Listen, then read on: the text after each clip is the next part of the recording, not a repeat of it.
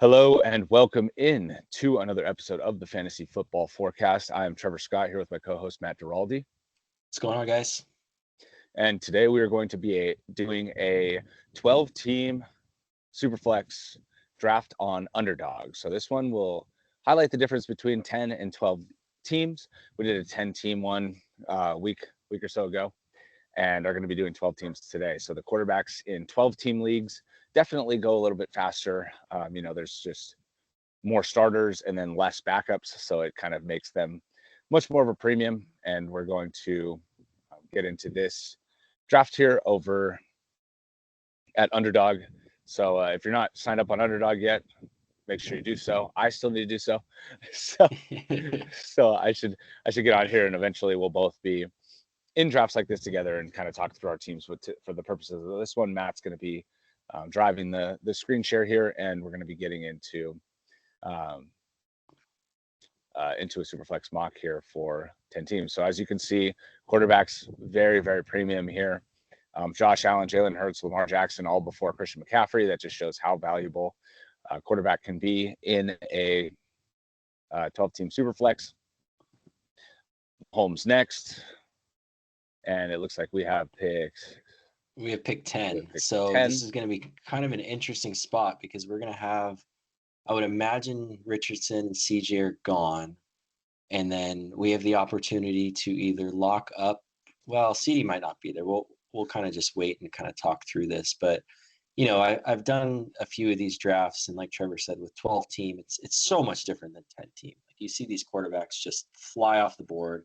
And especially in a best ball type format, like if you miss out on QB early and you think that you're just going to wait, these guys might not even make it back to you. You might be looking at like a Bo Nix as your top starter or something ridiculous. So just looking at the way that this board is kind of shaking out, what do you think, Trev, as far as kind of getting things kicked off, depending on what Vaporware does next? Which is Kyler. I mean, I think we have to go CeeDee Lamb here. I get that there's Dak there, who I think has as much weekly upside as anybody, and we could, he's going to go, and we could attack receiver later. But my opinion would be try and get in on some of these quarterbacks later. All right, let's hammer who we both have as our number one wide receiver. And keep in mind, this is also a 3 wide receiver format too. Yeah. So, we're going to be starting 4 guys a week with, the additional flex spot on top. So getting in on that top receiver is, might put us ahead in that regard, but let's see who makes us, which QBs make it back to us with our next pick. Because at that point, Ooh. It'll be tantalizing to see what happens. But look at Amon-Ra St. Brown over Tyreek Hill. Whoa. I don't know that I've seen that yet. But that's I don't think I interesting that have. people are pushing up Amon-Ra that high. I've seen Amon-Ra go third, but not second. So there Yeah, goes and Tyreek. I'm crossing my Chase. fingers that Dak is here because Dak finished it. Was he number 3 quarterback 3. last Yep. year? And That would I be think he's excellent. just, And it worked out, and we got Dak, the guy that we were considering in round 2 anyway. So slam and dunk there. And that's why I wanted to wait too, because the top end receivers are just so valuable in that turn area. And look at, they all went. So everybody kind of agrees with that analysis there. and on top of that, we've got maybe one of the most valuable stacks to start our Yep. team with. And unlike in, traditional redraft leagues, a lot of people maybe will lean into stacks, but in best ball, stacks are king. And so we're shooting for that weekly upside. We're shooting for guys that, in the championship rounds, weeks 15 through 17, if CeeDee goes off for 120 and 2 touchdowns, and obviously that means Dak would probably have a good game too, that just puts you at such an advantage over other guys when you're trying to win these big tournaments. Which that's kind of what happened last year in week 17. I mean, CeeDee had 30 points last week, and Dak had like 26 or 27. So like having that high of an upside in terms of a stack, and those guys, are going into the same situation, same coach, same offense, same team. And so, they're going to be in a very good position to kind of repeat that production that they did last year. Maybe they aren't quite as good, but they should be a very, very lucrative stack to have in best ball. Yeah, and And looking now at the look at all these board garbage too, like quarterbacks going. yeah, and look at Team 11 here, Brick 316, who kind of reached on Amon-Ra, he turned around and, took Jared Goff, who, both you and I like, but starting CeeDee and Dak is just, in my opinion, just such a higher ceiling. Yeah, than Amon-Ra and Goff. But notice too that instead of taking Dak, who is probably the better quarterback, and he probably even likes better than Goff, he went for the stack, right? He went the Amon-Ra Goff stack. So, kind of doing the same thing that we did. We ended up doing there, which in best ball is much more prevalent and more recommended. I personally shy away from stacks in the first 2 rounds of drafts because if anything happens to one of the two players, the other one is significantly impacted. And not only do you lose one of your best players, but you lose the high end production from one of your second or third best players. So I generally shy away from stacks early in the drafts, in like a home league. Yeah, Sure. and all these teams, they're shooting for upside. So look Peak at, upside. so look at Team 6 starting off with Anthony Richardson and Jaden Daniels, and Jaden Daniels is largely unknown, and you wouldn't really expect him necessarily to go ahead of a guy like Brock Purdy, but that person's shooting for those two guys to have, huge seasons, both with their arms, but specifically on the ground, which, that can add up pretty quickly. But, look at these teams. It's just quarterbacks are flying off the board. And let's kind of go back to the Tua, ADP. everybody hates Tua still. Look at him go in the middle of the third round of the Oh 12 my team God. Superflex. Everyone Everybody's still hates out. everyone hates Tua. So So kind of looking at the board, we're 4 picks away. I wouldn't expect Justin Herbert to be there. we'll go back There's to the two. board. Go back to the board real quick because I think a lot of these teams have. Yeah, we've seen everyone Us has now. Us two. Yeah. But this guy at 12, we have to worry about if we pass on QB, he could double dip. So I think we lost Trevor there. He's outside. He's in his backyard, so maybe the internet didn't stretch as far. Um, Trevor, if you refreeze, we've got about 20 seconds to make a decision. And these are both two quarterbacks that, are very good players. We've seen them year over year. I think for the purpose of this, I'm gonna go with Stafford here. And like I mentioned, you know, there's a good chance neither of those guys in that tier are gonna make it back to us 3 picks later. So let's lock in Stafford. Maybe we can get Cooper Cup a little bit later, but we're not gonna reach on him here. And now we're 3 picks away. I would love to get Ayuk here if we can. Yeah, look at Achan. And he's another guy that, in best ball formats, you're going to see higher than normal, redraft leagues just because any given week he can bust off like 250-yard touchdown runs. And that's why you'll see guys with higher upside kind of shooting up the boards here. So we've got two quarterbacks that we're, pretty happy with at this point. It is tempting to take someone like Kirk Cousins here, and just because you're going to be starting two every given week. But being a 3 wide receiver format, we've already locked in CeeDee Lamb. We talked about in another video, the upside of Brandon Ayuk. So I'm going to smash him here because wide receiver gets pretty thin next time around. So let's go ahead and lock into hopefully top 10 wide receivers. Yeah, and for how much you decided not to like Ayuk in that other video, we sure have seemed to get him a lot of mock drafts. So that fourth, fifth round range seems to be But I mean, good just for Ayuk. look at after that though. It's Waddle's getting pushed up. I'm not in on him this year, but it kind of falls off quite a bit. And so we're starting with two solid quarterbacks. We're starting with two potential top 10 wide receivers. You and I both feel like we can address running back at a later time. We're going to miss on that Laporta, Kelsey tight end tier, but maybe we'll get lucky and someone like Mark Andrews will make it back to us or something like that. Because as you'll notice, Kincaid is actually pushed above Mark Andrews and is in the number 4 position in terms of ADP. Yeah. And So I think builds in best ball. I think that personally, there's a lot more variability in running back than there is in wide receiver. So when mhm, you're looking at a best ball league and you know, we pass on Derrick Henry, for example, who we both very much like, it's just in a build like this, it's so much more important to kind of lock in the receivers that you know are going to have good upside, because the running backs is something you can put together at the end of the draft. Like if you just look at best ball leagues last year, if you put together a team that had Rashad White, Devon Achane, and Raheem Mostert, there was just such there was a very good chance you just had such an advantage on your league mates yeah, in that setup, because you know White and Mostert ended up as top 5 running backs. So you know, the not saying that that'll happen again, but that happens a lot more frequently in the running back ranks than it does in the receiver ranks. You go look at the ADPs of wide receivers and where these guys finished. Like Nico Collins was like the main standout in terms of who finished way ahead of their ADP, but for the most part, it went pretty much right down the line. So yeah. I like in best ball specifically trying to lock in your known upside starters and taking shots at running back, because that's really where, you know, injuries can make a difference there, and then just like explosive players who Yeah. don't have an opportunity that can make a difference later in the year.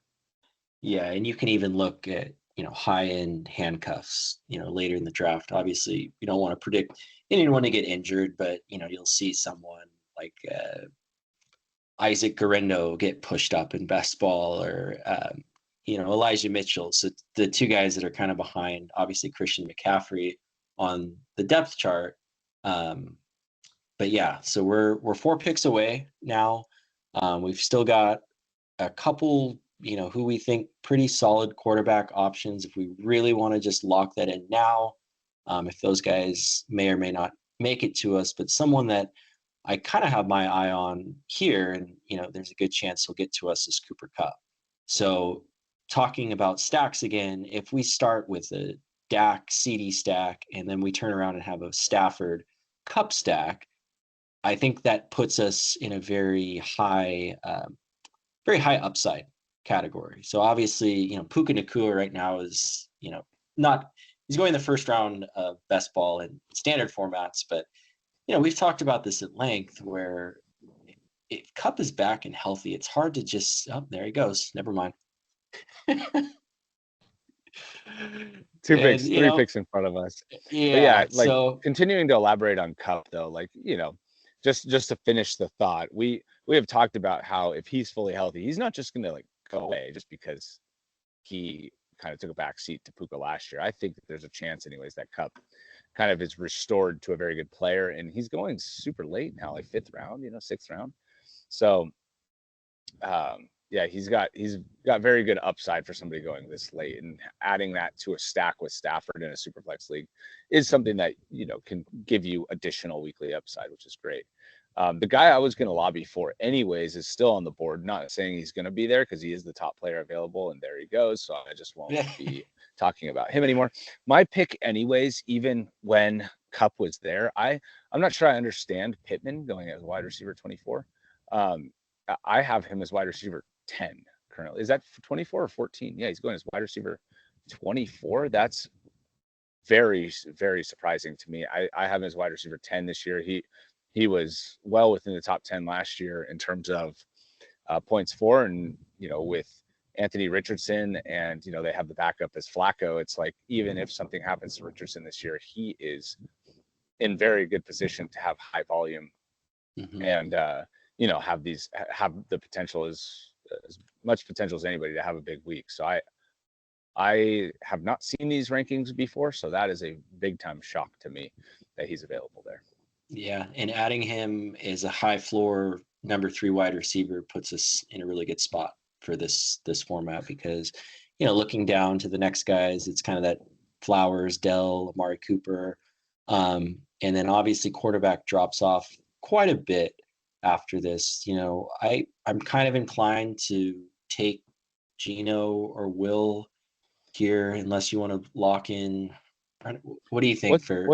What's the deal with tight end here too? They have Dalton Kincaid at 4, and did they Yeah. have Mark And Andrews then, at 5? yep. And they have Ingram at 8. Man, is it 4 for Dalton Kincaid though? I mean, that's got to be a best ball thing, like a shoot for Yeah, the upside there. That just feels like it's a little too high there for me. a lot There he of goes, that's but getting. dang, that's Yeah. crazy. I guess we should probably stop talking about that since we have a pick here. But yeah, so my pull up all the quarterbacks because my inclination would be to wait on quarterback, right? Is that like, take a shot on Carr or Daniel Jones or Russell Wilson, Bo Nix, like you made jokes on that. But I think in terms of where we're at in the draft right now, like having the option to go Pacheco or Josh Jacobs to lock in our RB1, I think is something that we should look at doing. Now, I personally like Jacobs a little better than Pacheco, but Pacheco has a little bit safer floor. So, and Matt likes Pacheco here, so that's what we're gonna move towards and kind of get that first running back right, and then kind of hammer it even more late. But in the 6th round to get your first running back, somebody as good as Pacheco. If you're looking at ESPN mock drafts, they love Pacheco. He goes in the 2nd round of drafts there. So I think that's a very good pick at this point in the draft. It's a safe pick, right? And Mm-hmm. we can kind of wait on running back now, like you mentioned before, and maybe someone like you said, like a Derek Carr is available at our next pick because you're going to look at, a lot of these teams have kind of filled out, their QB rooms. So the Josh Allen team only has one QB, but you've got two QBs, two QBs, two QBs. The Mahomes team's at one. This team has two, two, three, three. Team 10 is us. We have two. And then you see the Amon-Ra St. Brown, Jared Goff team with one. And then this guy at number 12 is going 0 QB, which I think he or she's going to have a tough year. And I don't know the strategy behind that. The strategy, But I guess, is just hope that your other players make it work, and you hit on CJ Stroud light, like that's yeah, that's the only thing. You get McCarthy or something. But I think, like you were just reviewing, most of the teams have both their quarterbacks. So the chances that they're trying to fill in the rest of their rosters, since they need so many additional starters, we're in the middle of the 6th round here, going into the 7th round. I don't think that there's going to be a lot of teams that are taking a 3rd quarterback yet that don't already have one. These running backs that are available and the receivers that are available will actually be filling out their lineups a lot more frequently, maybe than their other than their 3rd quarterback would be on their teams. So you got Bryce Young, yeah, Drake May, shot on some upside with the young guys, but like I said, I think Derek Carr or JJ McCarthy, I think any receiver at this point, I think is going to I'm sorry, any quarterback at this point is going to give you a safety net that would be good in best ball. So, and especially in 12 yeah, teams, right? We talk about in our 10 teams, making sure that you fill out everything else and that you don't need to rush at quarterback. And it's because there's so many additional quarterbacks that don't get picked and that aren't going to play as frequently, right? You have 4 additional starters plus, that really kind of pinches down the depth at the position. So, yeah. And I mean, just think of it, if each team wants to draft 3 quarterbacks, there's not enough starters in the league. And yeah, when there's no adjustments to your roster in a best ball format and you got to worry about bye weeks, like you want to leave this draft with 3 starting quarterbacks. And let's see where we're at. So Levis is gone. We'll see if I'm inclined if Derek Carr makes it back to us to just take him here because I think there's he something to could. be said here at this point for Daniel Jones too. Like if you wanted to take a shot on the upside, right? We've seen Yeah, Daniel Jones be a top 10 quarterback before in fantasy because of his rushing upside. Now he was so bad yeah, last year, but Malik Neighbors at least would hopefully provide him a floor because he's always going to be open. I prefer Carr. I'm just saying if somebody out there is screaming Daniel Jones, why aren't you considering Daniel yeah, Jones here? Right? Because of the upside, I get it, but I think in terms of in 12-team Superflex specifically, who's going to play, right? If you're going to get to week 8 and there's a chance Daniel Jones is going to get benched or he's going to be just on the hot seat constantly throughout the year, which is justified based on how he played last year, I'd rather get the guy that isn't going to have those concerns and that we're sure is going to be playing all the way into December. So that would be my reasoning for taking Carr. Yep, and let's do it. And because, like I mentioned, Brick 316's got 1 QB, Jay Hillerman's got 0 QBs, so I don't think these guys are going to make it back to us. No, so they're flying. They're going to be flying off, and we can have our pick of running back kind of down here, Kamara, or whoever else is there. Yep. So at this point, we are set, most likely at the quarterback position, unless something weird happens later. But obviously, we didn't get that tier 1 QB, but I'm confident in this combination of Dak, Stafford, and Carr. So let's go ahead and unfriend Daniel Jones there because we're going to be attacking a different position. Three picks away. A couple names that stand out to me. Calvin Ridley. I've talked about him quite a bit. You and I are both pretty high on Evan Ingram. Keenan, I'm a little bit concerned just because there's a lot of mouths to feed in that offense.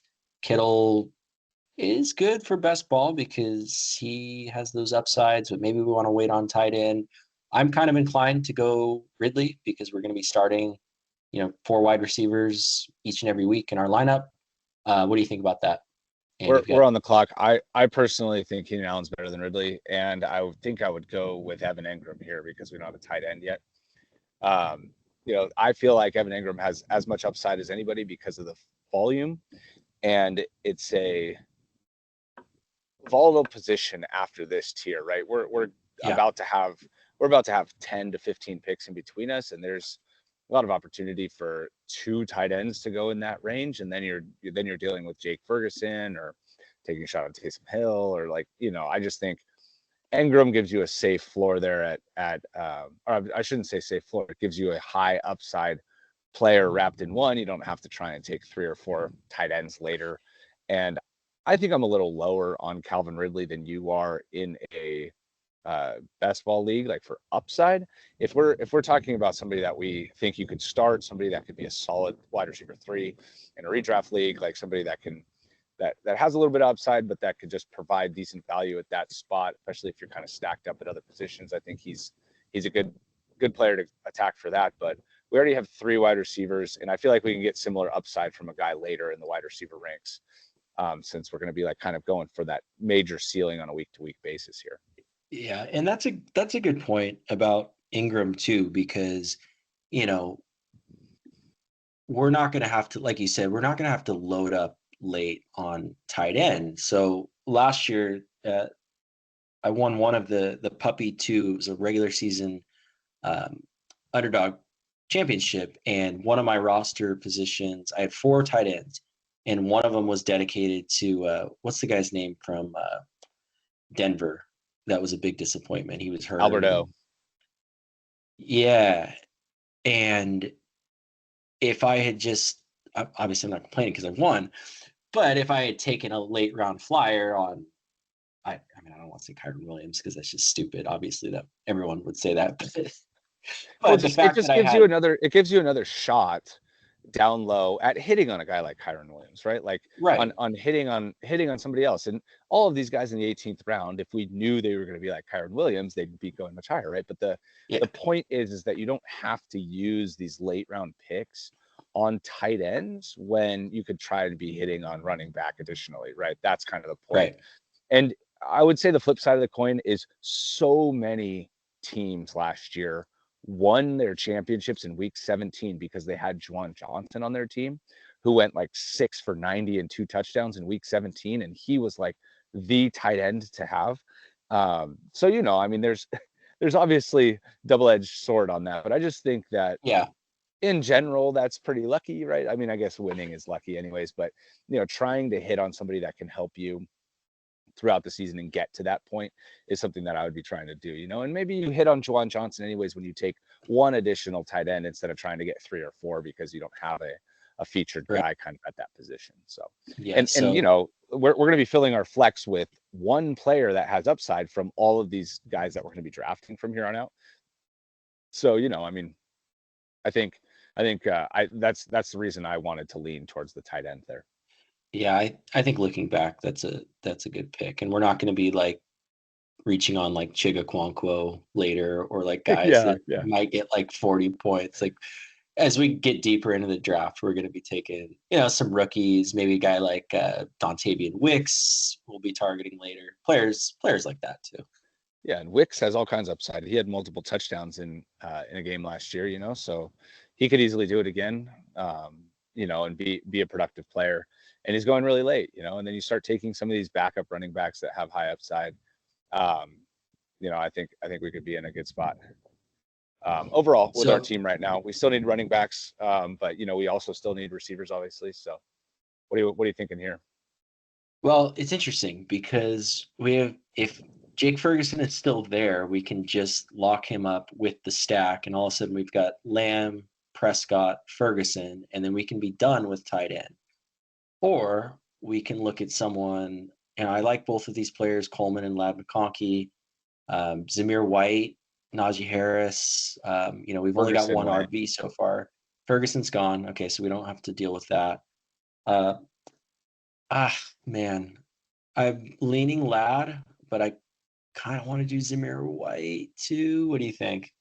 Pull up the whole running back rank, and this is where having tiers would help you, right? If you have these guys tiered out, and you kind of see like, okay, Zamir White's in a starter should be really good, and then you don't really like a lot of these other guys, or they're in a tier below, and you know you have a couple quick tiers there maybe versus going with wide receiver where you know we have possibly a lot more options. And McConkey went, so that makes it a little bit easier. But just in general, knowing that you have more guys to pull from at receiver might help you down the road. I think we go Zamir White here.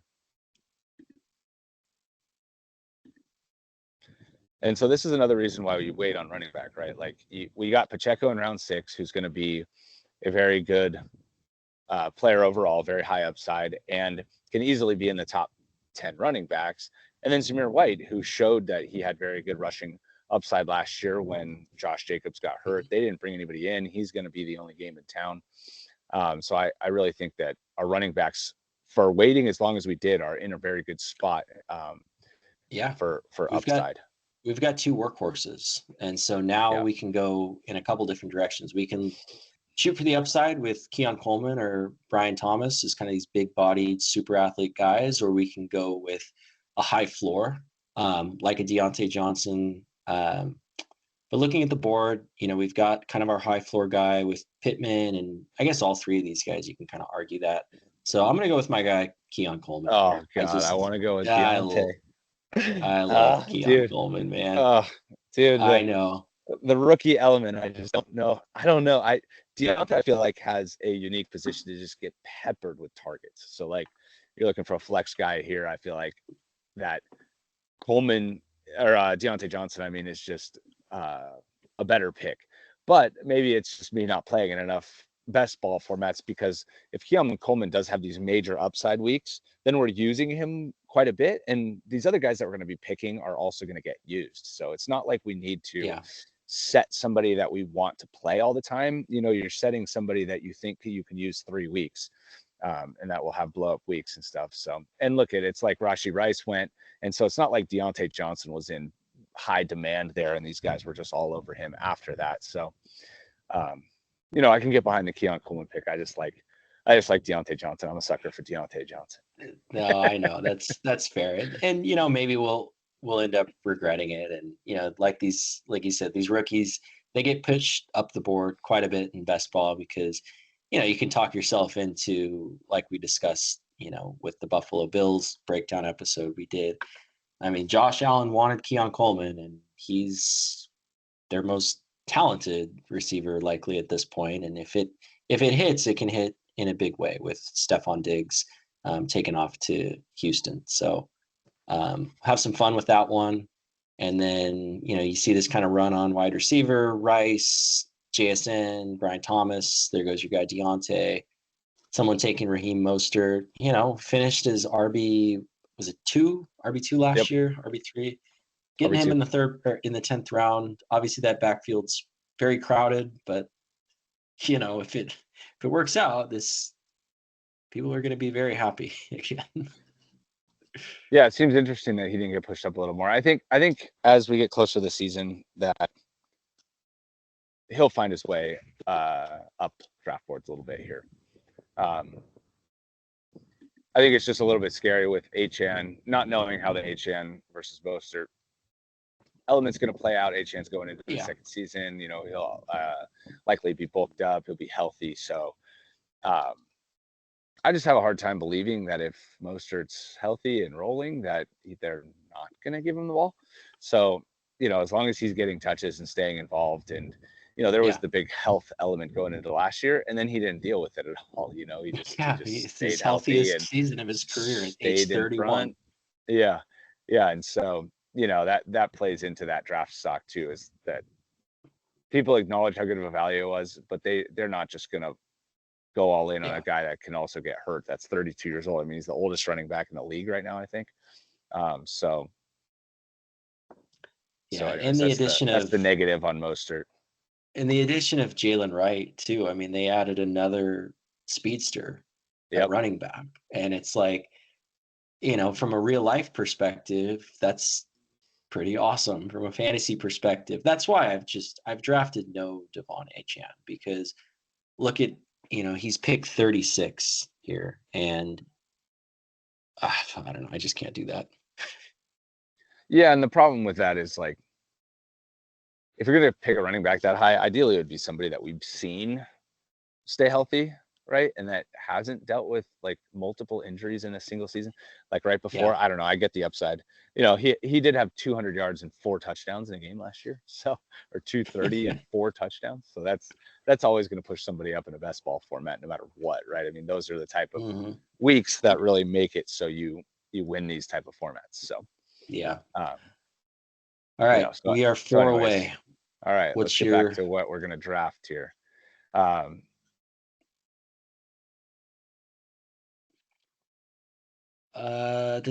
don't run any part of Denver backfield. Brian Robinson's interesting, but Eckler's there. Not really. Yeah. Let's see the receivers. Can you pull up the receivers? Sure. Oh man, another safe floor guy that I just never understand why he goes so late is Jacoby Myers.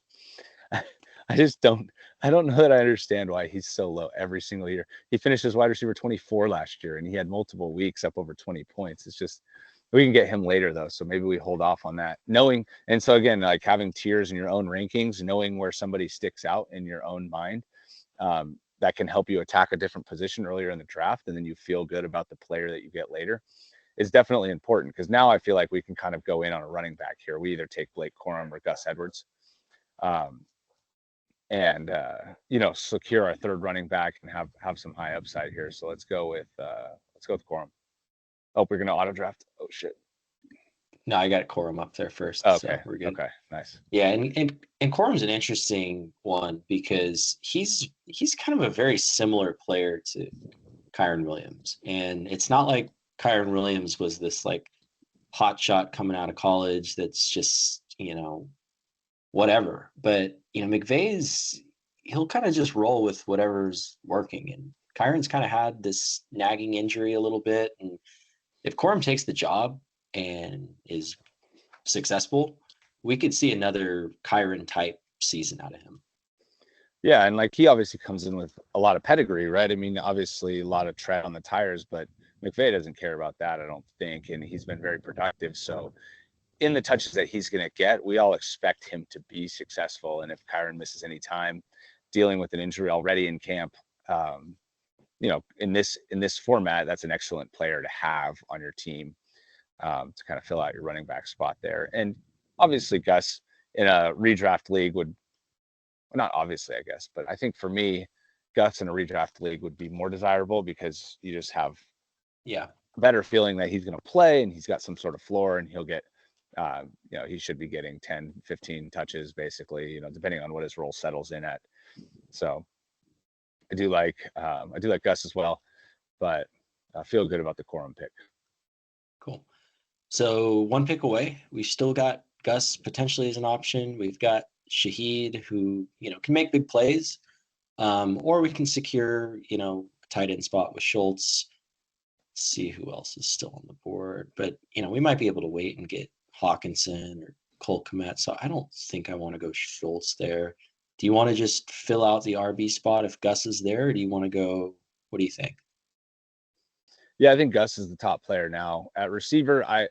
If you pull up receiver, oh, there goes Gus. There goes Gus. Now. So I don't know. For me, like if I'm looking at the receiver pool, like Jacoby Myers is just so much better than all these guys, in my opinion. And he's going to be on a team where they're going to have better quarterback play. If Devontae's getting doubled and Minshew's locked on to Myers for a game, he's going to get 6 for 70 and a touchdown or two. It's just, I don't understand the hate here. I guess I just, what else does he have to do? What else does he have to do? I guess what are people expecting from him that like he's gonna have a top 10 season before we move him into the top 30? Like I don't get what we're doing here with him. He's just a major question mark for me. I just don't understand why he doesn't get picked higher. Very, very reasonable starter in my opinion. Yeah, and he's one of those guys. He could have a couple touchdown game and no one would be shocked. So I'm feeling pretty good about where we're at wide receiver specifically. This is stacked. So good. This is stacked, and we've got a tight end who you and I have as our number 5 guy at this point. Running back's a little bit scary, but we've got our workhorse, and we've got a guy who should be the workhorse in Zamir White, and then we've got kind of the young upside play with Corum. Like we mentioned before, quarterback, we're set, we're filled out.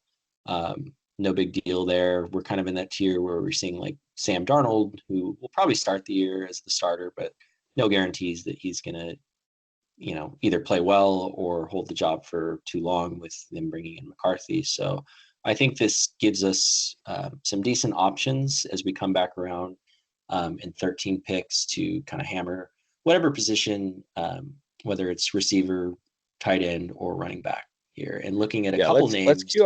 Let's queue up the running backs. I think let's go over to running back and let's look at some of those guys. I think, wow, there's some good names here. Oh my gosh, I'd queue up Rico Dowdle first. I think he's got the clearest path to being the number 1 on his team of these guys. And then I think second, I'd have Ty Chandler. There was some talk that they have 2 number 1s. And he was very good when Madison was out last year. And then I don't know how you feel about Jaleel McLaughlin versus Marshawn Lloyd, but I personally like Lloyd. I think that he could fill AJ Dillon's role, even though AJ Dillon's back. It's kind of he's going to be fighting for touches in camp and stuff. Yeah. But I don't expect much out of AJ Dillon, and I like Lloyd as a player, as a prospect. They went out and drafted him, so I think I like you said, I don't have major hopes for AJ Dillon. But I think Rico Dowdle for the purposes of this draft would be very good because at least I don't know if he's built to stay healthy or whatever, but he could have the most upside of these guys that we're looking at running back. Yeah. So decent chance he'll still be available just because he's lower on the ADP list than a couple of these other guys. So we've got these guys teed up. Now let's kind of move over to wide receiver, just kind of set our guys queued up that we think are decent picks here. So what do you think of this list that we've got here? Oh man, major homer, baby. Let's go Joshua Palmer. He's my favorite of this list here. Has the clearest path to being, again, at this point, I know it's not necessarily the best thing to do, but opportunity is king in fantasy. So having the opportunity to step into the number 1 receiver role here, especially outside receiver, because McConkey will probably be the most productive, but Palmer should have his weeks where he's, very a very high upside play here, and he should be in for a lot of production. Would be my opinion on Palmer. There goes Lloyd. Yeah, a couple picks ago, and then Gabe Davis, Mike Williams, Sam Darnold. So we're coming up here 4 picks. I did talk about liking Jerry Jeudy in one of the videos where we previewed the Browns. I think Jeudy is very underrated. I mean, he was getting pushed into the 5th round and 4th round to some best ball mocks early last year.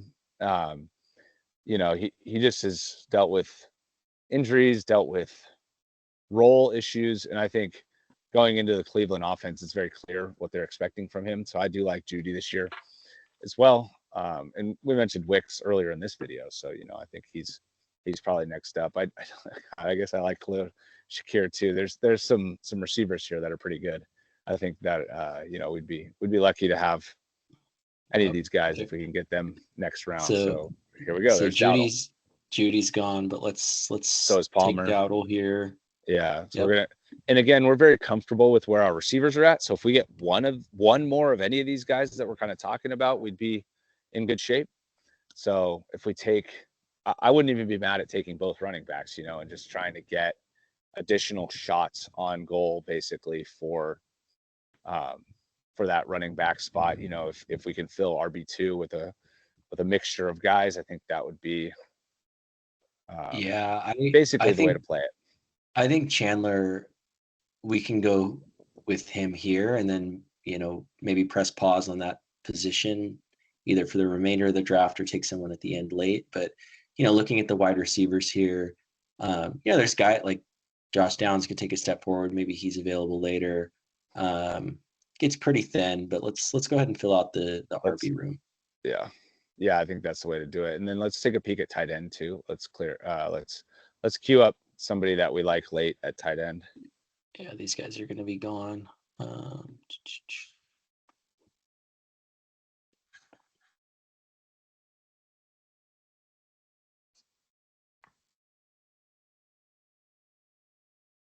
So maybe we look at that in a little bit.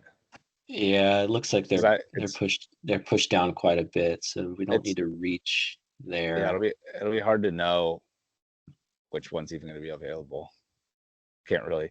This is kind of where ADP and rankings kind of evaporate. It doesn't really, like at this point, it's just like, dude, like all these guys are going to be ranked or drafted relatively similarly. So let's just, you know, kind of figure out who we like, and we got a lot of picks before our draft. So while we wait for the picks to come around, maybe we recap our team at this point right here. We have the core of our team set up, and now we're just hoping to hit on somebody late. And at quarterback, you know, we've got Dak and Stafford that with Derek Carr late. That should be an excellent stack for having, you know, kind of attack that in the 2nd and 3rd round, having one of the later picks. So kind of shows what we can expect here from a later pick. You know, if you do decide to wait on quarterback outside the 1st round, I think we did a good job with that. And then just making sure you lock in your receivers early in a 3-wide receiver league is so critical. CeeDee Lamb, Brandon Ayuk, Michael Pittman Jr. I just can't understand the Michael Pittman Jr. thing. I don't know, maybe I'm missing something here, but to get him in the 5th round as wide receiver 24 doesn't make any sense to me. That's a major value there, and that should be in all of these drafts, should be just heavily targeted. And then our running backs, right? We go round 6, round 9, got Pacheco, and we got Zamir. So not the most upside, but you know, Pacheco I feel like should have value much higher than the 6th round on any given week, right? When we're shooting for upside, we're hoping to have him in our lineup most weeks. I think he can provide that value for us. And then obviously Evan Engram, I think we kind of attacked tight end at a good spot there. And got a guy that we both like in round 8. So, and then kind of filling out everything else. But yeah, we're in a good spot with this draft. I feel like, you know, getting the running back values we did with Corum, Dowdle, and Chandler. Obviously, that's not going to blow anybody away. But you know, we got somebody who has a path to touches, and then 2 guys who are backups who are good football players, right? If they do get the opportunity, that they're not just going to be, you know, there to kind of keep the seat warm, that they could actually excel if they get the job. So yep. I like where we're at. Yeah, and we're at a positional advantage at wide receiver specifically, other than Team 12 that decided to wait on quarterback, but I'm not afraid of Team 12 that's starting Bo Nix and Gardner Minshew and Jacoby Brissett. So I think we're in a really good spot from that position as well. So let's go back to the queue. And did my screen share go away? Or is Yeah. it? Okay, let me re-up that. Cool. So 7 picks away, a little bit more of a realistic look of guys that we want to queue up. And as you can see, it's really heavy running back right now. But Antonio Gibson, Ray Davis, you can talk yourself into maybe he steals the goal line. Where Hubbard, I don't think he's going to be starting once Brooks takes over. So it gets pretty thin. So we can go in a few different directions here. But what do you think? 4 picks away. I think that we could try and take our second tight end here. If we can get Hunter Henry, I didn't want to say him when it was, back right after our pick, but I think that that's a reasonable pick here. And he showed that he had some weekly upside. Obviously, it's not going to be all the time. We're just looking for that 1 week or 3 weeks, where he goes 75 and a touchdown, maybe scores twice in there, and he's got Jacoby Brissett, who isn't the worst quarterback, Yeah. So I think, and I don't know if Drake May eventually takes over, but I think he can be a safety valve. And it's not like they have a bunch of playmakers blowing the top off. They got Mario Douglas, and then it's going to be him. So um, I think overall that could be a good player to grab here, and then we don't have to go back to tight end. Yeah, I think that's, hopefully he sticks around because, looking at their wide receivers, you mentioned Douglas, they brought in Jalen Polk, but they've got a lot of, okay-ish guys, but not, a true alpha target hog. And when you're looking at Jacoby Brissett and you're looking at Hunter Henry, sometimes, he'll rely, on that kind of veteran, tight end, reliable guy, especially to start the year too. So I would be very comfortable with him here. Through the first 2 weeks of last year, he was like the tight end one. Yeah, He's gone. Crap. there he Okay. goes. Yeah, And so of Taysom course we Hill is hyped him listed up. as a quarterback. So Let's just pivot to Tyler Conklin. I think we can take Rogers tight end here. I think he should be in a better situation. He did show some weekly upside last year as well. And I think he could be just fine as a backup tight end. Obviously, we were hoping to get Hunter Henry, but I think the pivot to Conklin's fine. We could have gone Ben Sano too. All right, I'm not exactly sure how to say his name, and I want to sound funny saying Sanat, but he's a rookie, so it's always a gamble taking a rookie tight end. But we have seen some, we've seen some success from rookie tight ends, especially last year. So yeah. with the new quarterback and the new system, right, that he could be solid too. But it's just that seems a little bit risky. Like you almost might want to get another tight end if you took him. Whereas with Conklin, I feel like he's like kind of an established role. He's boring. We know what he's going to do. And then he'll have a 70 and a touchdown twice this year, and we can use him during those weeks. Yep.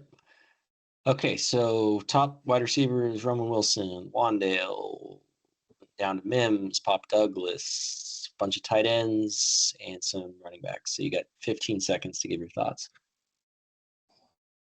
Can you scroll down? I think it was the Giants guy, Tyrone Tracy. Let's go with him. Yeah, let's go with him. So there's been just for the point of talking about him, there's been some buzz in camp about the fact that he already is kind of positioning himself to take over the passing game work. So I do like the fact that somebody this late has a chance to cut into some of the targets or into some of the touches that have been vacated from the Giants. I mean, we talked about it in a big way with Devin Singletary, right? That he is going to be taking over the lead back role, but they have like 350 vacated touches with Saquon and Matt Breida. And if Tyrone Tracy ends up being the passing game back, a la rookie James Cook, kind of Devin Singletary, James Cook, right? They were in the same backfield there.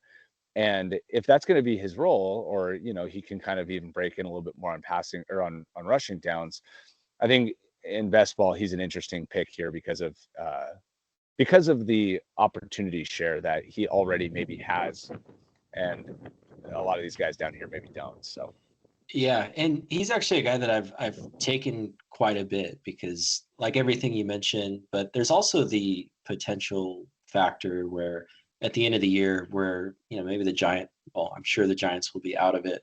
But maybe they just kind of see what they got with him, and if yeah, he's more productive than, a lot of people are predicting, and he ends up kind of being, I don't think he'll ever be like a true workhorse, right? But I think, if they feed him more, and where we're getting him is a good spot. So I think now the way that we attacked running back is, I think we're set now. I think we're going to be looking for some kind of upside pass catchers at this point. But just to recap, obviously we've got our two kind of starting workhorses, and then we've got some couple rookies here that could potentially take over, and then Dowdle, who I know you really like, and there's a good chance that he is the starter there. And we've seen flashes of Ty Chandler. So while we didn't lean into guys like, obviously we didn't get McCaffrey, but we didn't load up early at running back, so we attacked it with numbers and depth. So I'm pretty comfortable there.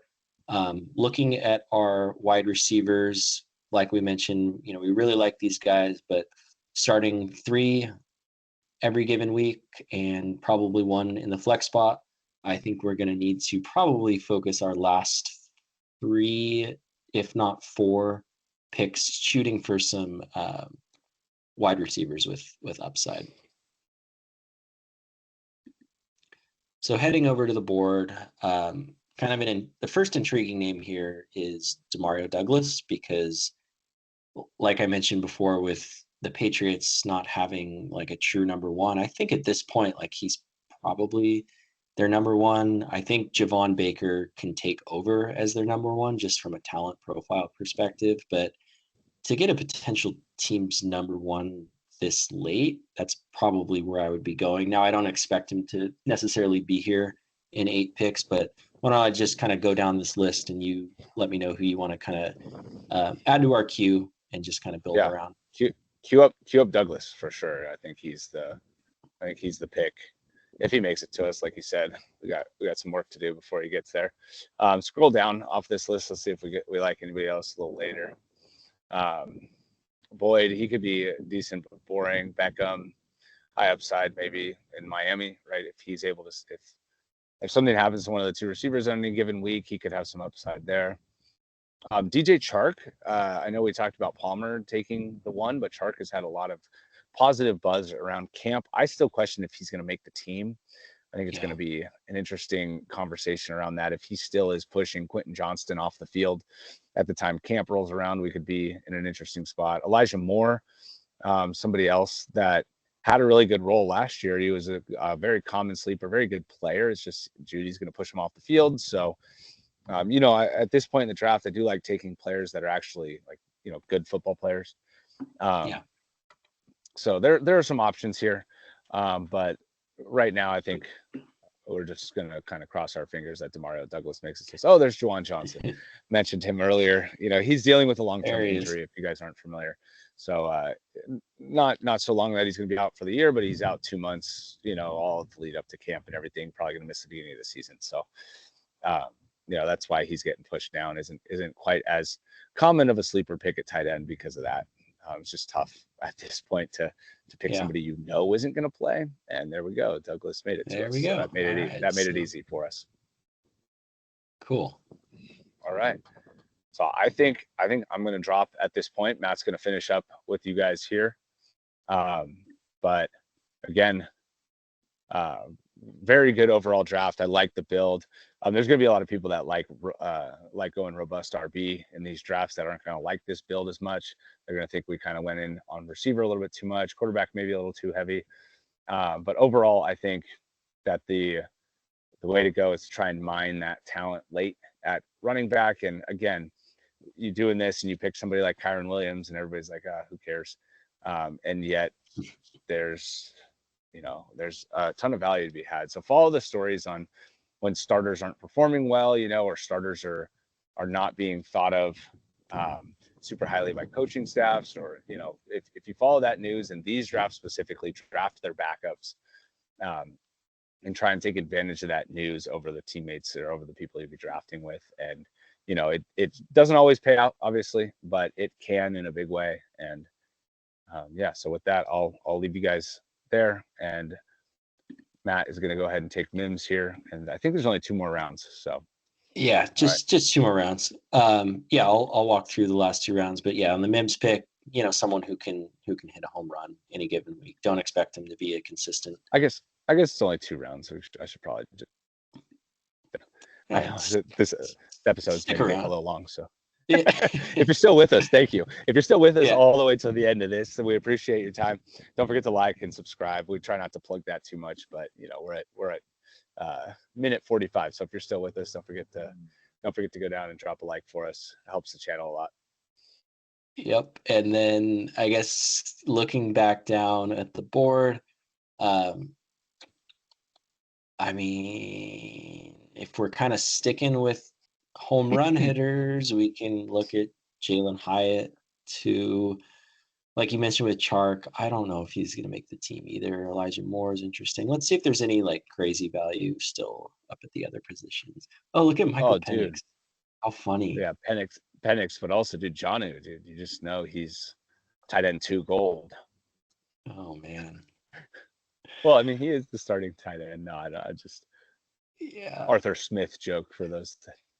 Here's an I don't think Jatavion Sanders is going to make it back to us, but that would be an interesting guy to target too. Again, usually rookie tight ends aren't super productive, but last year we kind of saw that as the exception to the rule. And he's a very high profile athlete, and that team got a lot younger, and they probably going to be out of it pretty soon. So if he and Bryce can get a good rapport as the offseason goes along, I think that might be someone that could maybe surprise a few people. Yeah. At the end. What do you think about cuffing? What do you think about cuffing Zamir White with Alexander Madison? Yeah, we can do that. Not exciting, but again, since he is one of our starters, if we do lose him, right, that would obviously hurt our team quite a bit. But if we had Madison, that hopefully anyways would soften some of the blow in round 19, right? Like, we're not talking about drafting him up high. It's just, I just saw him and thought I'd ask, because he's one of those guys too that, like, if something happened to White, are we really sure that Madison's even worth owning? If we're in a redraft league, I don't know that Madison would even necessarily get picked up, unless he had a good week or something. But he disappointed. I also am just sour on him because I was so high on him, and he disappointed in a big way last year. He had a tough year because he did get pushed up quite a bit. What do you think of Tolbert just kind of double dipping that Dallas offense with, obviously we have CeeDee. I think Tolbert too is going to step into that Gallup role, right? I mean, and obviously they have Cooks, so it's going to be interesting on who else gets the ball, since CeeDee is going to get the ball so much and Ferguson's going to get the ball quite a bit. So I do like Tolbert, though. I liked Tolbert as a rookie too. I thought he was going to have a much bigger role, and he just kind of evaporated in terms of what he was going to do. So yeah, we're pretty invested in Dallas's success this year, which is good for the regular season. Obviously not the true postseason, but it's also good because they throw a lot. That they're going to be throwing. We got Dowdle too, so hopefully Dowdle has some role in the passing game too. But yeah, we basically have all of Dallas's skill players, especially if we take Tolbert here. So which guy, assuming, or if both are available, how do you want us to rank these? Let's go with Tolbert first. I don't think, like we said, even if Madison. Oh, never mind. Tolbert's. Yeah, Tolbert's gone. Okay, so let's see if what's the forecast on Mitchell's timetable for return? Keaton Mitchell, because he had that nasty injury, but that was late in the season. Late in the year, yeah. I can't imagine he's going to be ready before week 10 or whatever. Yeah, and with Henry, I don't really want that, and All right, let's take Madison here, Cuff and Madison, and then we got one more pick. we've got And we've got our build now is 3, 6, 8, 2. So we're in a good spot with 3 quarterbacks for sure, and then we have 6 running backs, 8 receivers, and 2 tight ends. So I'm sorry, we're 7-7 right now, right? Yeah, we're 3-7-7-2. So because I was gonna say we just took a running back, not Tolbert. I was getting ready to say that when we were gonna pick Tolbert. My apologies. But 3-7-7-2. So that's like an excellent build. We got plenty of depth at the main positions. Our quarterbacks are in a good spot. Do you want to take a peek at quarterback? Just see who's there. Like if there happens to be a starter or something. Like no. There's not. Is Aiden O'Connell there? I'm guessing he got picked. No, I think he's off the. No, he's off not the board. there. Okay. So Drew Lock would really be the only option there, but we're not going to do that. So, I think if we're going to go one more receiver, my vote would be to DJ Chark. I just think taking a shot on a guy that's already making some noise in camp and on a team that doesn't have an alpha. I mean, if we're talking real about how their wide receiver room is shaking out, it's not like Palmer is supposed to be a great player or whatever. And DJ Chark has had a lot of upside while he's been healthy, and I think that they could potentially use him in a way that would be helpful for fantasy. So, all right, and with that, we are completed. All right, so hopefully this team does well. Hopefully this was good content for you guys. This was a long one, so we've been doing mocks that have been like 10 teams, but we want to get on Underdog and show you guys kind of the format and talk about best ball and get in a little bit bigger Superflex league too, so you could see when those quarterbacks really do start to thin out. If you are in a 12 team or you're debating between a 10 and a 12 team league for a startup, for example, or whatever, like that's how it can be different. There's no way we're taking Stafford in round 3 of a 10 team Superflex league, but in here it's like that's a good value. So just shows the difference in quarterback drafting and how you can pick players late and kind of fill out your rosters. So with that, we'll talk to you guys in the next one. Later.